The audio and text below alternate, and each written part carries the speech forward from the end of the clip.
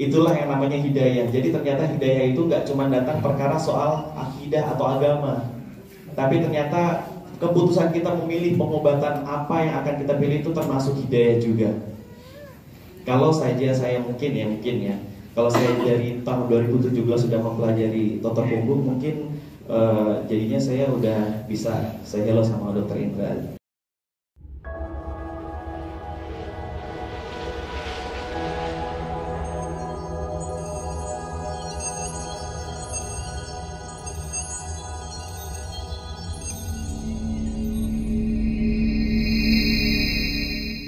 Di antara kursi yang duduk di kursi depan saya ini ada guru-guru saya juga sebenarnya, atau orang yang lebih ahli dari saya, lebih alim, lebih soleh dari saya. Saya di Pontianak berkhidmat di Pondok Masjid Munzalan Ashabul Yamin ya, jadi sudah dari tahun 2014, dan sempat Allah kenalkan totok punggung kepada saya ini tahun 2017 sebenarnya. Hanya saja saya waktu itu belum mau melihat lebih jauh, lebih dalam. Itulah yang namanya hidayah. Jadi ternyata hidayah itu nggak cuma datang perkara soal akidah atau agama, tapi ternyata keputusan kita memilih pengobatan apa yang akan kita pilih itu termasuk hidayah juga.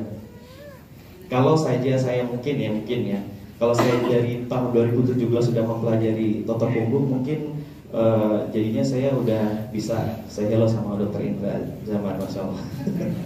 Kalau tadi Dokter Ola, Dokter Sase, Dokter Sesat, dan mungkin para dokter-dokter di sini yang sudah mendalami totok punggung dibilang dokter sesat. Tapi kalau saya sih alhamdulillah nggak dokter sesat sih Bapak Ibu ya. Tapi cuma nggak punya kawan aja gitu. Telepon gak diangkat, ngajak ketemu nggak mau, takut diajak sesat juga. Enggak ya, bercanda. Ya, ini karena direkam saya harus hati-hati ngomongnya. Baik, sebelum kita masuk lebih dalam, slide saya nggak banyak karena banyakkan gambar saja. Jadi izin saya cerita beberapa ini ya. Ayah saya sudah 2 tahun kemarin ya, maksudnya 2 tahun mengalami sakit mah 11 kali kambuh dalam 1 hari. Itu yang membuat saya tuh merasa saya ragu, ini saya beneran dokter gak sih, bapak sendiri gak bisa diobati. Dan bahkan bapak saya tuh paling lebih percayanya sama pengobatan alternatif, padahal anaknya sendiri dokter. Gak boleh marah kita kan. Tapi bentuk marah saya, akhirnya saya mempelajari tentang bekam, mempelajari tentang ruqyah, mempelajari tentang totok punggung ini dan segala macam pengobatan holistik. Supaya pertama niatnya supaya diakui oleh ayah. Lalu saya terapi ayah saya yang tadinya 11 kali kambuh, biiznillah atas izin Allah jadinya sudah sembuh. Tapi alhamdulillah. Tapi memang betul kata Dr. Ola dan Ustadz Abdurrahman bahwa topung itu juga perlu kita jaga dosisnya. Karena ayah saya itu masih merokok. Tobat rokoknya itu kalau lagi kambuh aja sakit mahnya. Nah, dengan sembuh sakit mah, alhamdulillah saya memberikan jalan kepada ayah saya untuk merokok lagi. Jadi saya datang seminggu sekali, Pak, yuk totok lagi. Nanti minggu depan datang ke rumahnya lagi, Pak, yuk totok lagi. Jadi biar bisa semangat rokoknya. Gak bercanda ya. Jadi kayak mirip kayak stroke lah, lumpuh sebelah kanan, nggak bisa ngomong. Jadi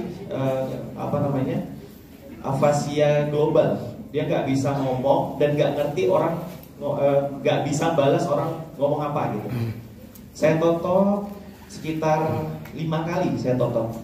Alhamdulillah sudah bisa nelpon istrinya, sudah ngerti apa yang dia ngomong dan sekarang sudah normal. Alhamdulillah. Aneurisma otak dan tanpa minum obat dari dokter spesialis.